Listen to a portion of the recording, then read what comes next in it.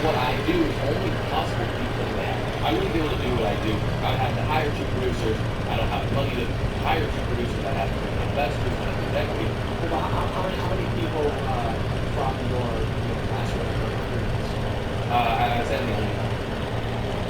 That doesn't bode well, I suppose, for the future. But I think you're absolutely wrong. I think people can adapt. I'm not trying to out myself, but I think I have been earlier towards this than a lot of those people. I think those people Here's the issue I see.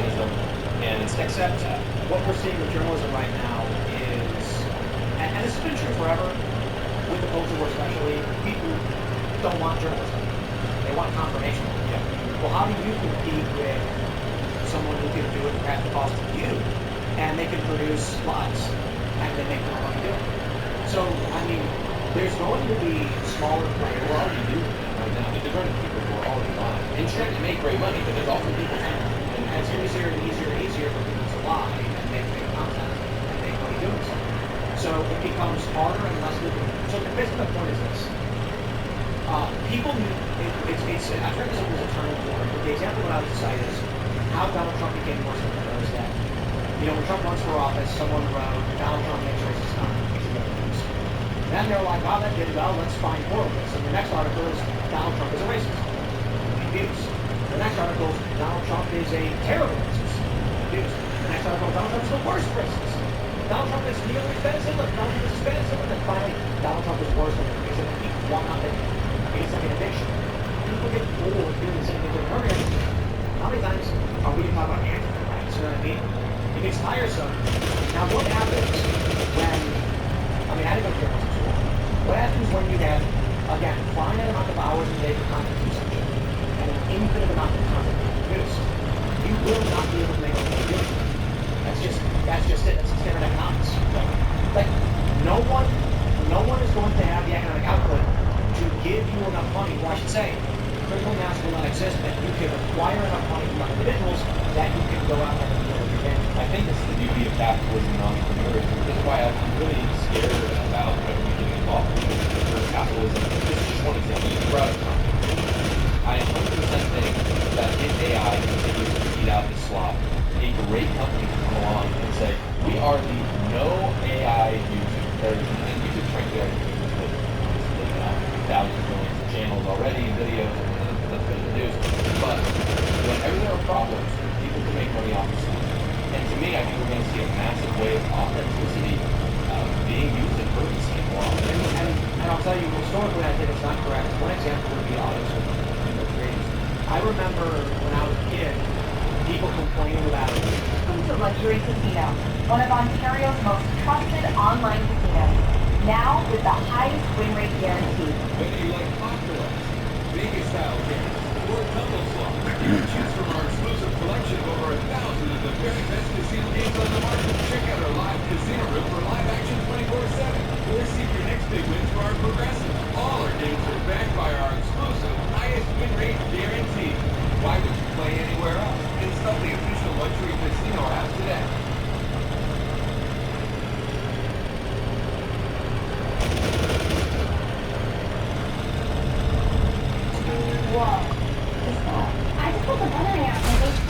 Who the fuck? Come on, man. Interesting. Can it generate reports? It can now. So you're saying we can all build that? Yeah. Somebody can just crash into you, take you out, and that's that. Fuck.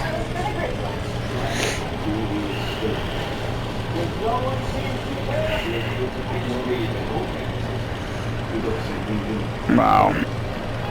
Wow.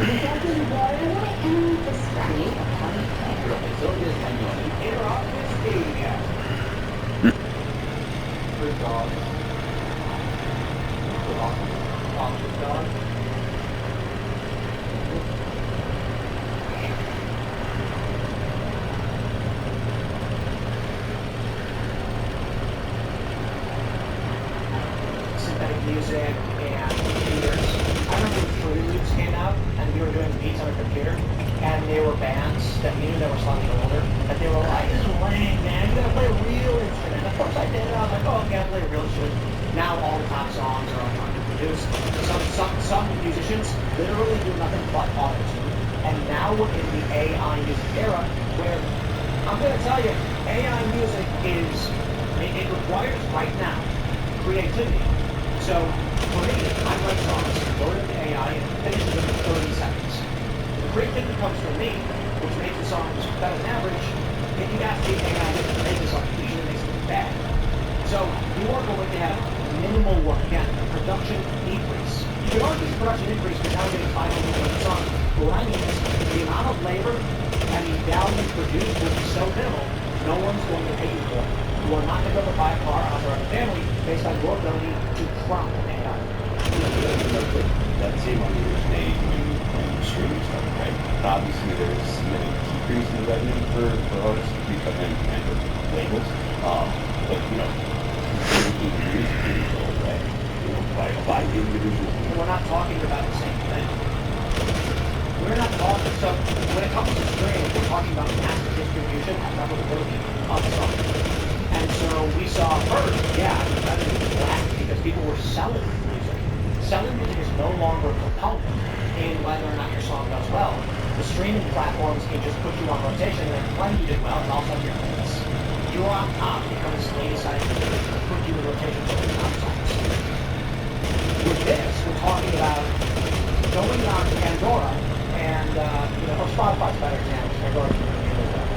What happens when Atlantic goes to, Atlantic will go to like Spotify and say, listen, we know that you really want Taylor Swift, but we want to make sure that you put some other artists in your default streaming hits playlists so that we can sell their sell them too, and we want to do shows, and we want to get revenue from streaming.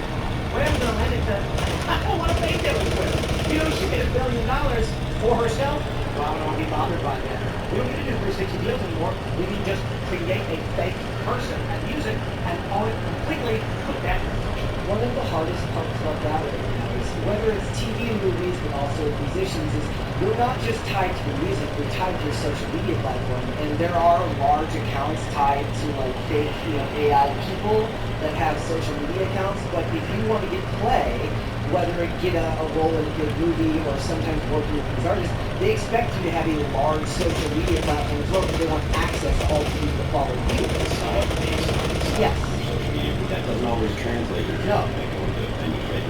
These artists that are social media famous, they get a song into something algorithm, music careers, they'll really follow people don't show up to their show. And speaking of what you were saying earlier about authenticity, in the YouTube space, most of them, now some of them might make money or make a brunt of their revenue based on the ad rates for people who click on their videos, but a lot of them, they go off and they do other things. You have a coffee company, other people do coffee as well. Some people do some type of merch line, other ways to monetize beyond just their videos, because what people buy into them, here in the space that I'm in, you're lauded for your authenticity. Yes, again, Just the issue is infinite competition. But the point we were having earlier, it sounded like you were saying this is the doom of any chance to make a living in these spaces at all. Right now, as WordPress understands infinite competition. Like the fact that we were able to get coffee company what we did, like labeling through a distributor, we got samples, we blended some things up, found the flavors we liked. We didn't have to build a warehouse. We didn't have to import all of these things. My company did it, and we said, we want to make signature blends random, for us and sell them. We compete with 1 million more coffee companies. People buy from us because they like it. If we're blends or the fancy shit, I appreciate it. Moving forward, you are going to have infinite competition in this space. So, I'll put it like this. Our coffee company would not exist in the wild. It exists as a function of difference. It doesn't have any mechanism by which people could buy the coffee on their own, and we have no means to do it. Stores, shelf space is a commodity. So if you go to Shark Tank, I love Shark Tank, by the way, and say, I want to sell coffee, they're going to say, not a single major distributor will give you any shelf space for us. Done. Zero investment. We don't need shelf space because this show is our shelf space. So that's it. What happens? Your authenticity is what sells your product. So what happens when we are competing with infinite for our distribution channel that bundles to a finite amount of people. So, okay, let me say it again. Let me just say it definitively. Everyone in here right now is losing money in viewership to AI content. It is one of the most frustrating things ever. To argue with people who don't see the ramifications behind the scenes of how media is destroyed by AI content. The same amount of views is getting substantially less money across the board, and it's harder and harder to get views because there's an infinite amount of videos popping up on YouTube, some 30% AI generated. So where we used to make money, and again, I understand that. I understand the irony in me saying this knows full well. The technology is stuff is the existing media giants. I am telling you, this chain of events haven't going to happen again. So, for instance, when I enter the scene, I'm at the National Association of Broadcasters in the Netherlands. The railroad's going to see it, okay. And I really have that. The quick application, brought it through, and walked out with money. Was that simple? let's see, yes.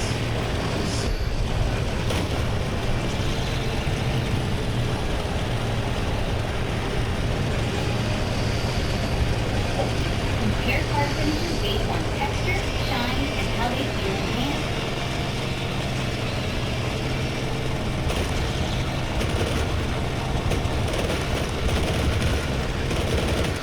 At this event, they put me on the side stage talking about new online streaming, live streaming, podcast stuff. On the main stage, the prominent journalist of the major cable network said, that's not real, don't watch it, it's untrustworthy, it's bad. And the audience was different, saying, why should I trust you over him? On the side stage, we talked about growth. And for a small $400, I can broadcast anywhere in the world. Whereas the big networks are still using $200,000 rating price. You don't need it. We figured it out. We cut the cost down, and where there used to be one network, there were now 7,000 in the same city, and the network can no longer compete, lost money, laid people off, and they're struggling. CNN being sold on the electric speed trains. For us, what's happening now to us and everybody else. You won't notice in this if you take a look at any political commentator. They become retarded. Look at all the people that have decided Israel is empire. Why is Israel in? Because there's 2 billion Muslims in the world, and you need more people to watch your content, otherwise you're not making money. It's not just it's hard to get views. Take a look at all the major shows. Some of them are doing really well. What are they doing really well? Well, you know, Tucker and Candace do really well when talking about Israel and talking about their great foreign audience. Candace flies to Russia. You know, that works for them, I guess. Our audience has been kind of... We've done all right, actually. For whatever reason, we've done well. The amount of viewers that we have right now is comparable to where we were 4 years ago, which is the political off-season. And we're doing well last year. The views I get per video on my show seem to be fairly static, so I think we're making the audience. There are some other really big channels that have lost it. That's not their viewership. People talk about that. Shapiro lost the viewership. And people make the argument that it's because neocon and pro-Israel. The people who are pro-Israel don't disappear. If their fans didn't cease to exist, they didn't have some kind of major awakening and realize it's wrong. It's an infinite amount of competition. So without calling out too many people, although Megan come into this, they don't have to use she's in a full podcast. She's certainly bragging about being hundreds of views. Well, it's just like 100K. Not bad, down from their close. Why? You can see this in every bet. Joe Rogan's episode from yesterday is 450, maybe 500,000 views right now. This Rogan used to get 3 million in every episode. When you go on YouTube, let me put it like this. Let's go back to 2017, 16.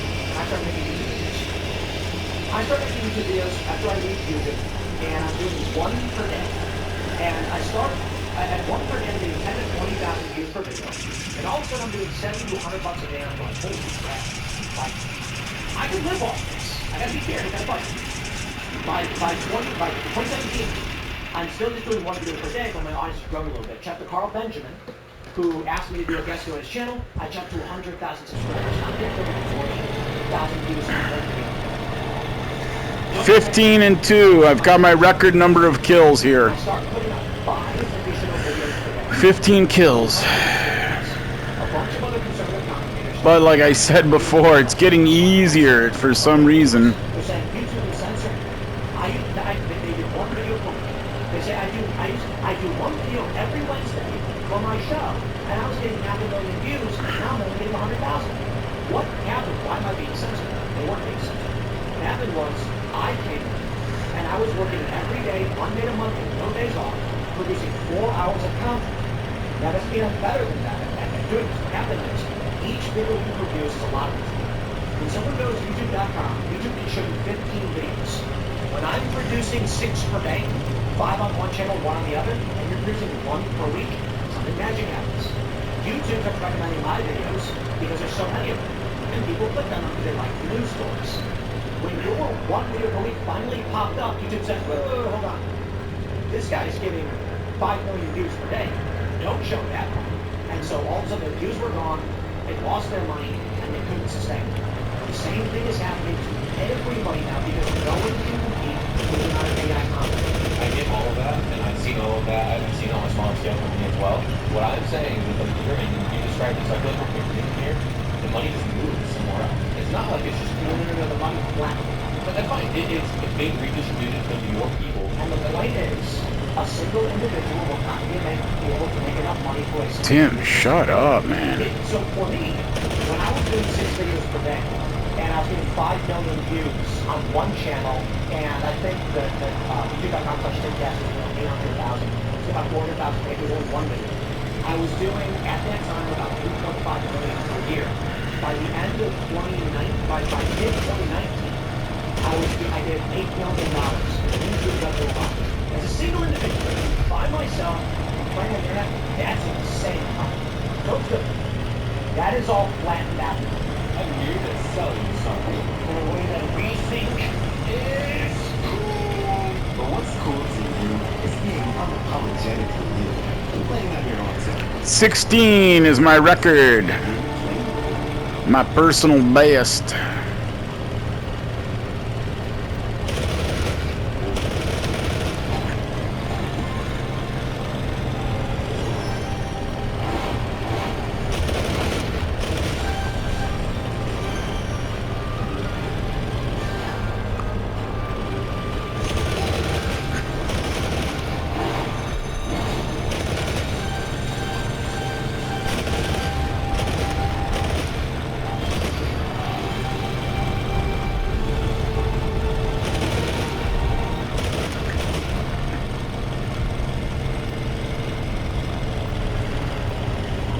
Yeah, did I get 17?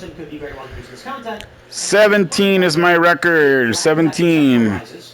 And to a certain extent, again, And I got Schwarzbrut, whatever the fuck it is, however you say it. 17 is now my official record. Let's see where we are here. We've moved up to 16, eh? A single individual like myself. 16th place. I think we do like 20 or 30 segments